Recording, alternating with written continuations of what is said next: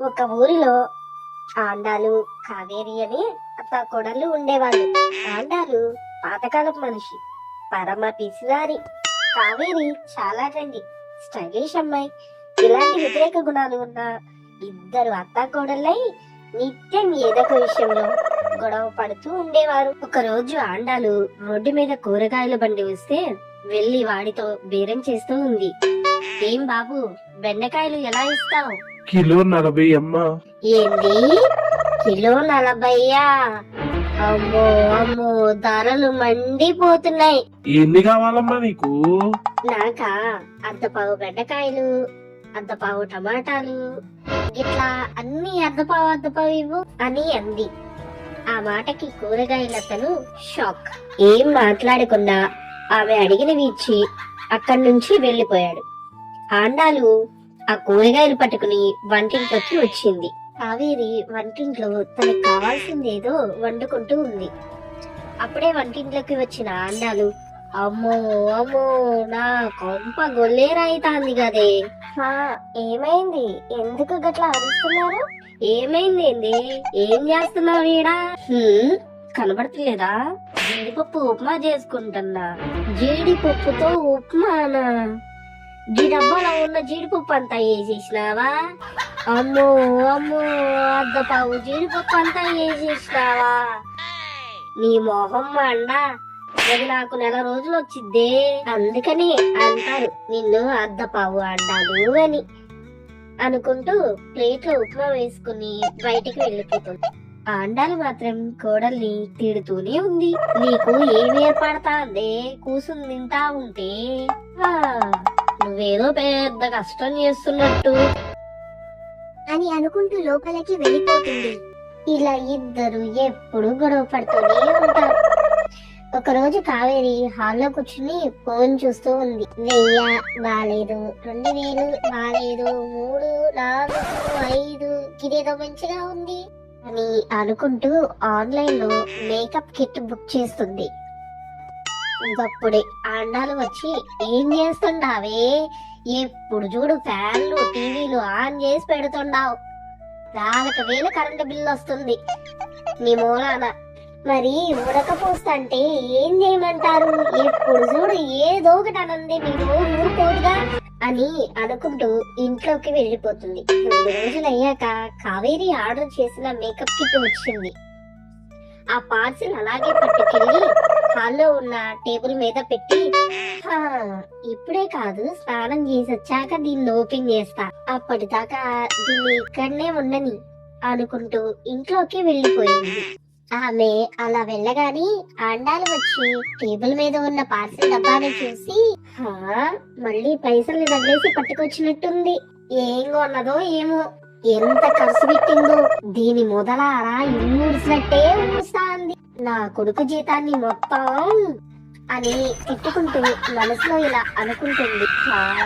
దీని పని ఇట్లా కాదు, ఇప్పుడు ఈ డబ్బాలో ఉన్నదేందో తీసేసి సెకండ్ హ్యాండ్ సామాన్లు లెక్క అమ్మేసినామనుకో కాస్తైనా కలిసి వస్తది. అది ఎట్లాగో దానానికి పోయింది. ఇంకా సబ్బులు షాంపూలు రుద్దుకుంటూ గంట దాకా బయటికి రాదు. ఈ డబ్బా గసిమంటిది ఇంకోటి పెట్టేస్తే అయిపోద్ది అని అనుకుంటూ ఆండాలు ఆ డబ్బా అక్కడి నుంచి తీసుకుని తన గదిలోకి వెళ్ళిపోతుంది. డబ్బా ఏం పాడవకుండా ఓపెన్ చేసి అందులో ఉన్న మేకప్ కిట్ ని బయటకి తీస్తుంది. దీని అందానికి మళ్ళీ మేకప్ కిట్ కూడానా? అది దాని పంది మొహము, చెప్తా దీని సంగతి అనుకుంటూ ఆ మేకప్ కిట్ దాచేసి ఒక ఇటుక రాయిని తీసుకొచ్చి మళ్ళీ ఆ బాక్స్ లో పెట్టి ఇప్పట్లా బాక్స్ ని ప్యాక్ చేసి మళ్ళీ ఆ టేబుల్ మీద పెట్టేసి తన గదిలోకి వెళ్ళిపోయింది. కాసేపటికి స్నానం చేసి వచ్చిన కావేరి పార్సిల్ ఓపెన్ చేద్దాం అని కూర్చుంది. ఇంక పార్సిల్ ఓపెన్ చేద్దాం అని అనుకుంటూ ఓపెన్ చేసి అందులో ఇటుక రాయి ఉండడం చూసి షాక్ అయింది. గిదేంది, మేకప్ కిట్ ఆర్డర్ చేస్తే ఇటుక పెళ్ళి వచ్చిందేంది?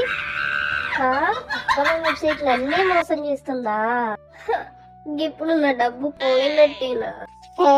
పోతే పోయిందిలే, ఇది కాకపోతే ఇంకొకటి ఆర్డర్ పెడతా అని అనుకుంటూ ఉంది. ఆమె మాటలు చాటుగా విన్న ఆండాలు, అమ్మ నా కోడలా, మళ్ళీ ఆర్డర్ పెడతావా? గది చూస్తా అని అనుకుంటూ అక్కడి నుంచి వెళ్ళిపోయింది. పక్కింటి అమ్మాయికి తక్కువ ధరకు అమ్మేసి ఆ డబ్బును భద్రంగా దాచుకుంది. ఈసారి వేరే వెబ్సైట్ నుంచి బుక్ చేసింది కావేరి. 2 రోజులకి ఆ ఆర్డర్ కూడా వచ్చింది. ఆ పార్సిల్ ని టేబుల్ మీద పెట్టి లోపలికి వెళ్ళింది కావేరి. ఆమె వెళ్ళగానే ఆండాలు వచ్చి ఆ డబ్బాలో ఐటెం ని చేంజ్ చేసి మళ్ళీ ఆ టేబుల్ మీద పెట్టేసింది. ఇలా 3-4 సార్లు అయ్యాక ఒక రోజు కావేరి, ఏందిది, నేనేది బుక్ చేసినా ఇటుక రాళ్ళే వస్తున్నాయి, ఇది ఏందో తెలుసుకోవాల్సిన ముచ్చటే, నాకెందుకో మా అత్త మీదే డౌట్ పడతాంది, చూద్దాం అని అనుకుంటూ ఆన్లైన్ లో మళ్ళీ ఆర్డర్ పెట్టింది. ఆ ఐటెం కూడా రాగానే ఎప్పట్లాగే టేబుల్ మీద పెట్టి లోపలికి వెళ్ళిపోయింది కావేరి. ఆమె వెళ్ళగానే ఆండాలు వచ్చి, ఎన్నిసార్లు కొట్టేసినా దీనికి బుద్ధి రాదని అని అనుకుంటూ ఆ పార్సిల్ కూడా చేంజ్ చేసి చాటి నుంచి ఇదంతా చూసిన కావేరి షాక్ అయింది. అమ్మో అత్తమ్మ, ఇదంతా నీ పనా, చెప్తా ఉండు నీ సంగతి. మళ్ళా పార్సిల్ డబ్బా మీద చేయి పెట్టాలంటే వణుకు పుట్టాలా, ఏమనుకుంటున్నావు? తర్వాత రోజు బయటకు వెళ్లి ఒక పార్సిల్ డబ్బా పట్టుకొచ్చి టేబుల్ మీద పెట్టి ఎప్పట్లాగాని ఇంట్లోకి వెళ్ళిపోయింది. ఆమె మెల్లగా పార్సిల్ దగ్గరకు వచ్చి, ఆండా దీని సోకు జల్లగుండా రోజుకొకటి ఆర్డర్ పెడతాంది, ఇప్పుడు ఏం పెట్టిందో చూద్దాం అని అనుకుంటూ ఆ పార్సిల్ ని కొంచెం ఓపెన్ చేసి అందులో చేయి పెట్టింది. ఏమైందమ్మా, ఇంకా పార్సిల్ ఏమైనా ఓపెన్ చేసిందా ఏంది? నీ పార్సిల్ నేనెందుకు ఓపెన్ చేస్తానే, అట్లా ఏమైనా ఓపెన్ చేసిండ్రేమో అని అందులో తేలుంది, గది గుట్టిందనుకో హాస్పిటల్ పాలవుతారు అని తేలు అనగానే భయపడింది. కానీ ఆ భయం బయటకి కనిపించకుండా ఆండాలు, ఏంలే నేనెందుకు పెడతానే అని అంటూ కావేరి చిన్నగా నవ్వుతూ, మంచి పని, ఇంకొకసారి నా వస్తువులు పట్టుకోవాలంటే గిట్లనే అవుతుంది.